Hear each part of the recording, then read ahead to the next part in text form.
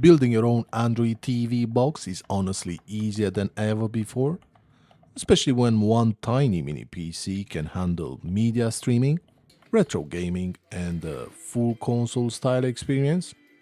And the craziest part, this entire setup is running on an older Intel NUC mini PC that most people will probably ignore today. But after installing Android TV 14, this thing generally starts feeling less like an old office PC and more like a premium streaming box mixed with a retro gaming console. Hey, what's going on everybody? Today we're taking a look at Android TV 14 running on this Intel NUC mini PC that I picked up a little while ago. Now yes, this hardware is definitely older by today's standards, but honestly for media streaming and retro gaming, it still makes a lot of sense here. Especially because these Intel NUC systems are extremely compact, very power efficient, and surprisingly capable once you start repurposing them for projects like this. Now, normally, most people would install Windows, Linux, maybe even BASITE on a system like this. But for today's build, I wanted something that feels much more like a real console experience, something that boots directly into Android TV, feels smooth to navigate, and works great from the couch. And honestly, after spending some time setting everything up, I was generally surprised by how polished this experience actually feels on an older hardware like this. Because once you pair Android TV 14 with a good launcher, remote control, and a couple of emulators, this thing generally starts feeling more like a premium streaming box mixed with a retro gaming console than an old Intel mini PC. So for this setup, I'll be installing Android TV 14 directly on this 256 gig SATA SSD using nothing more than a simple USB thumb drive. And honestly, the entire process is much easier than most people would probably expect. First up, you'll need to download the latest Android TV build from the official GitHub page. Now, technically, you can absolutely install Google Play services and the normal Play Store here. But for this build, I actually wanted something a little cleaner, something that doesn't require logging into your Google account while still giving us access to all the apps we need. Next up, we need to flash the Android TV image on the USB drive, and for that I use Balena Etcher. Now, of course, you can definitely use Rufus here as well if you want to. Both work perfectly fine. You simply select the Android TV image, choose your USB drive, hit flash, and after a couple of minutes, everything is ready to go. From there, we can plug the USB directly into the Intel NUC, boot into it, and start the Android TV installation process. And honestly, this is the moment where the project already starts feeling exciting, because once you realize you're about to turn an older mini PC into a full Android TV gaming and streaming machine, it completely changes the way you look at older hardware like this. Now for navigation, you can absolutely use a controller here, especially for gaming, but for media consumption, a remote control definitely feels much better. So for this setup, I paired the Bluetooth remote, and honestly, it works surprisingly well right away. Now, alternatively, you can also use a mini wireless keyboard or maybe even an air mouse remote with a USB dongle. And that's honestly one of the coolest things about Android TV running on a PC hardware. You're not really locked on to one single system setup. You can customize the experience however you want.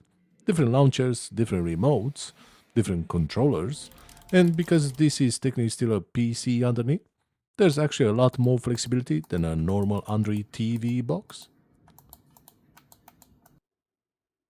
Now, the installation process itself can definitely look a little confusing at first, especially if you never installed Android on a PC before. But honestly, once you know which options to select, it becomes very straightforward.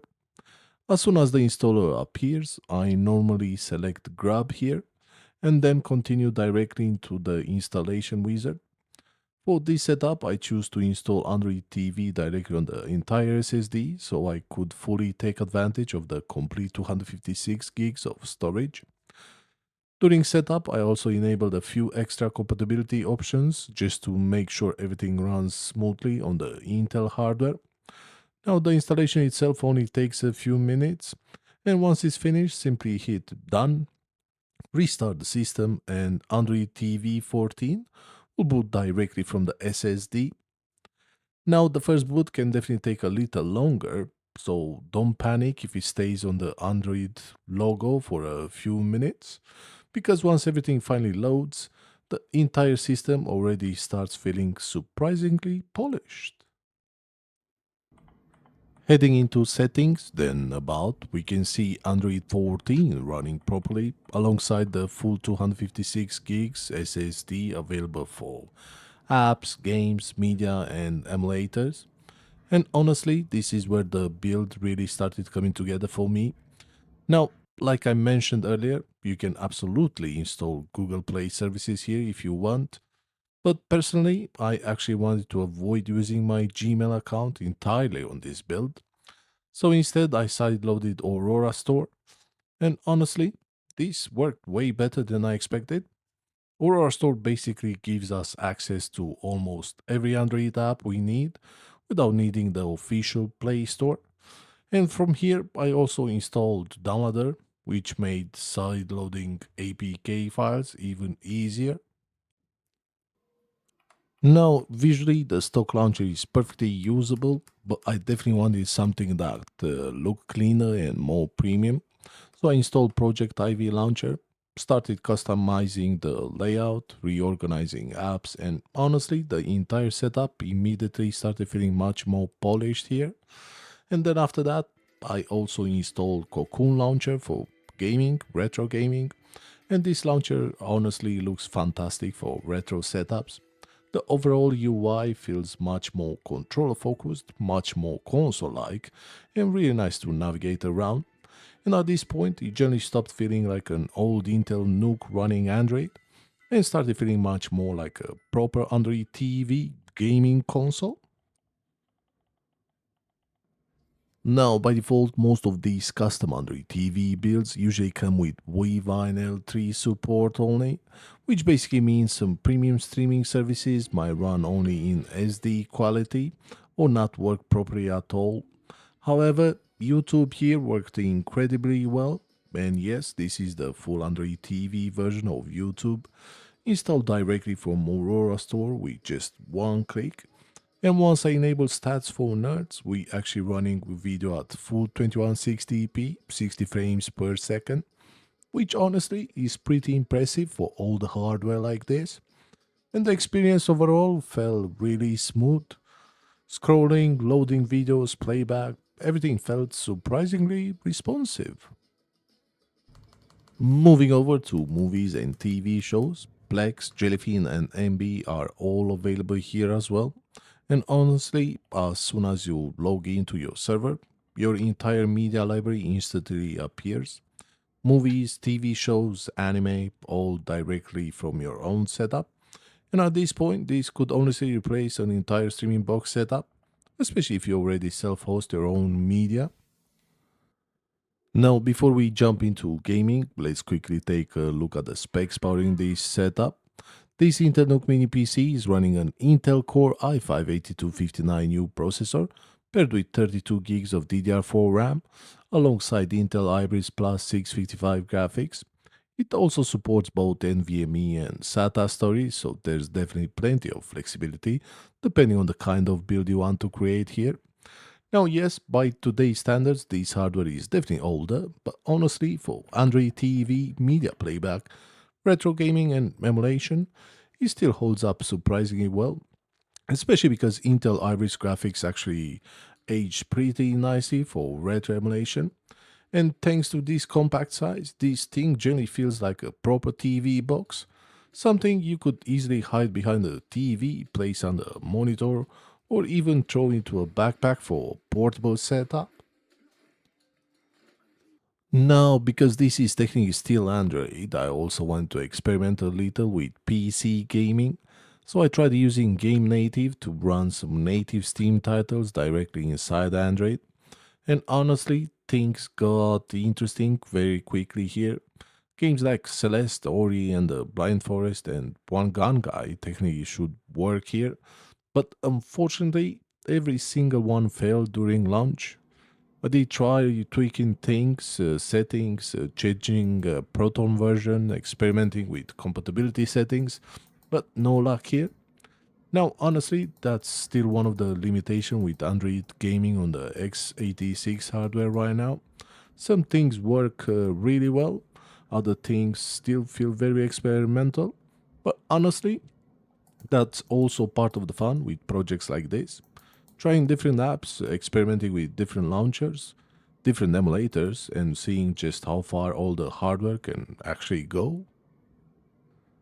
Now, one issue I did run into during the installation process was HDMI audio, and honestly, I'm still not completely sure whether I missed the driver, select the wrong setting, or if it's simple a limitation of this particular Android build, because HDMI audio simply refused to work. However, Bluetooth audio worked perfectly fine here, so I paired the Bluetooth speaker and instantly had full audio without any problems at all. And honestly, that's still completely usable for a setup like this, especially if you already use Bluetooth headphones, speakers, or a soundbar around the house. And beside that, everything else on the system actually works surprisingly well. Now, this is where things really start shining because realistically, most people building something like this would probably use it for emulation. And honestly, this Intel NUC handles retro gaming surprisingly well. For this setup, I also installed ESDE, mapped my controller, applied the theme I really liked, and immediately the entire system started feeling like a premium retro console. Now, because I still wasn't completely sure which front end I prefer for this build, I also tested Cocoon Launcher alongside ESDE, and honestly, both look fantastic. One feels more media focused, while the other one feels much more like a proper gaming console UI. Starting off with Dreamcast, JoJo's Bizarre Adventures run perfectly fine here. Smooth gameplay, stable performance, and no issues at all here. Then moving over to PSP, Dante's Inferno using PPSSPP runs incredibly well here too. And honestly, PSP emulation on Android TV just feels amazing, maybe on a bigger screen. Now, when it comes to PS2, things got even more impressive. Using Nether SX2, most titles are absolutely playable here. Some lighter games run almost perfectly, while heavier titles might still need a couple of tweaks here and there. But overall, the experience is honestly much better than I expected from this little system. And at this point, this setup generally starts feeling much more like a full retro gaming console than a simple Android TV box. Now for the next section, some gameplay might be slightly blurred, renamed or shortened, because these days showing certain types of emulation online has definitely become a little more sensitive, to say like that. But yeah, I also tested the Switch EMU here, and honestly, yeah, I was genuinely surprised. Now, of course, you shouldn't expect perfect performance across every game, but titles like Cuphead and Hades actually run surprisingly well here. And the fact that this little tiny Intel NUC running Android TV can even launch these games is honestly pretty crazy. You get occasional dips or occasional stutters, some shader compilation here and there, but overall the experience is definitely there. And this really shows just how capable all the mini PCs still are today once you start repurposing them for projects like this. Because realistically, most people would probably throw away a system like this. Meanwhile, we now turn it into a full Android TV box, retro gaming console, streaming machine, and lightweight emulation setup, all from one tiny device. So overall, Android TV 14 on this Intel NUC ended up being way better than I originally expected. Sure, there are still a few bugs here and there. HDMI audio definitely needs more testing, and some Android gaming features still feel experimental here. But despite that, this setup is generally fun to use, and honestly, it feels completely different from just using Windows on the same hardware. Much more like console-like, much more relaxed, and way more interesting as a living room setup, especially once you combine streaming, media servers, retro gaming, and Android apps all together. And honestly, that's what makes projects like this so fun. Taking all the hardware, giving it a completely different purpose, and turning it into something people would actually want to use again. But anyway, hopefully you enjoyed this one. And if you did, do drop a like and consider subscribing. As always, thanks for watching, and I'll see you guys in the next one.